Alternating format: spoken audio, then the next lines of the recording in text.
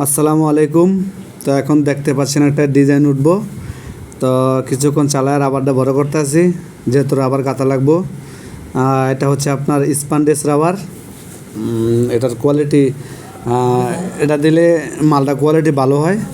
তো দেখতে পাচ্ছেন এখানে বিম টিম সব সিরিয়াল দেওয়া শেষ। এখন রাবার গাঁথবো। তো যেহেতু রাবারটা গাঁথবো, রাবারটা একটু বড় করে নিতে আসি মেশিনটা চালায়া। তো দেখতে পাচ্ছেন রাবার আস্তে আস্তে বড় হইতেছে। যেহেতু ডিজাইন মাল, সেহেতু বার তো অনেকগুলোই লাগে, আপনারা জানেন যারা এই লাইনে কাজ করেন। তো এখন রাবার গাঁথা হচ্ছে। তো রাবার গাঁথার পর এখন রাবারগুলো ঢুকাবো মেশিনের ভিতরে। তো রাবারগুলো ঢুকানোর পরে চালায় রাবার টাইট করতে হয়, যারা কাজ করেন তারা অবশ্যই জানেন। তো রাবার ঢুকানো শেষ, এখন সুতা কাটতে আছি। তো দেখতে পাচ্ছেন এখন সুতা কাটা হচ্ছে। নাইট ডিউটি যেহেতু হালকা হালকা শীত লাগে, তো শীতের পোশাক গায়ে আছে দেখতে পাচ্ছেন। তো এখন সুতা কাটা হচ্ছে।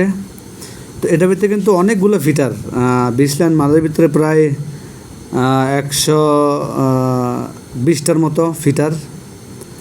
যেহেতু ডিজাইন মালে অনেক ফিটার লাগে। এটা হচ্ছে আপনার পিকো মাল।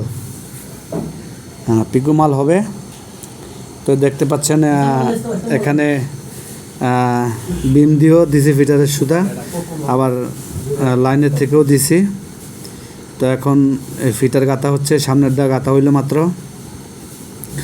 পিছনেরগুলো গাঁথা শেষ, এখন সামনেরগুলো গাঁথা শেষ। এখন এই যে মাল পুরোপুরি ক্লিয়ার হয় না এখনও, মোটামুটি হয়েছে আর কি। তো এখন আপনাদের চালায় দেখাইতেছি, যে দেখেন চলতে আছে।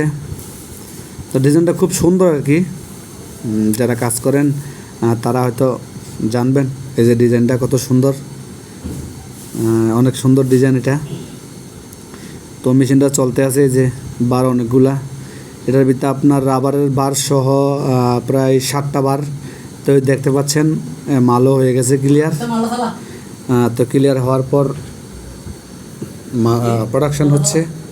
তো দেখতেই পাচ্ছেন আপনারা কত সুন্দর ডিজাইন, অনেক সুন্দর ডিজাইন। এই যে আপনাদের হাতে ধরে দেখাচ্ছি, এটা হচ্ছে আপনার পিকো মাল। তো আজকের জন্য এটুকুই, ভালো থাকবেন, সুস্থ থাকবেন, আল্লাহ হাফেজ।